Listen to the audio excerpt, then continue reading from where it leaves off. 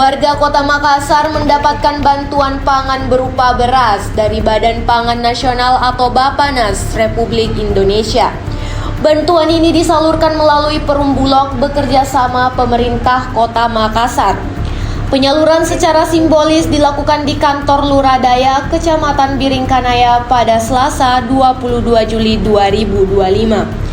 Hadir Wali Kota Makassar Munafri Arifuddin, Sekretaris Daerah Andi Zulkiflinanda, pemimpin cabang Perum Bulog Makassar Karmila Hasmin, dan sejumlah pejabat lingkup pemerintah Kota Makassar. Wali Kota Makassar Munafri Arifuddin menyampaikan total warga penerima bantuan sebanyak 40.727.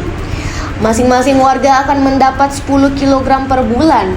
Bantuan ini diterima selama 2 bulan, yakni periode Juni dan Juli 2025.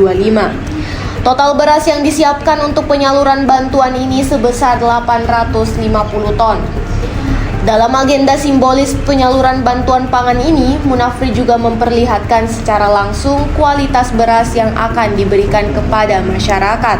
Munafri menegaskan bantuan ini sejalan dengan program pemerintah kota. Pemerintah Kota Makassar terus menyerap aspirasi masyarakat, termasuk masyarakat dengan ekonomi rendah. Bantuan ini diharapkan bisa meminimalisir pengeluaran masyarakat untuk membeli kebutuhan pokok. Sementara itu, pemimpin cabang Perum Bulog Makassar Karmila Hasmin menyampaikan total penerima mencapai 40.727. Khususnya di Kecamatan Biringkanaya menyasar 274 masyarakat dengan kategori miskin.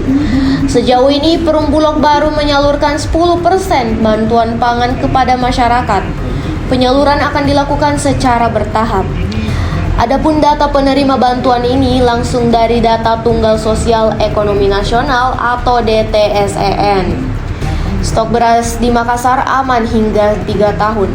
Karmila menyebut stok beras di gudang Bulog mencapai 61.000 ton. Dengan penyeluruhan bantuan pangan sebanyak 1.700 ton per bulan, Kota Makassar dan sekitarnya aman sampai dengan 3 tahun ke depan. Download Tribun X sekarang, menghadirkan lokal menjadi Indonesia.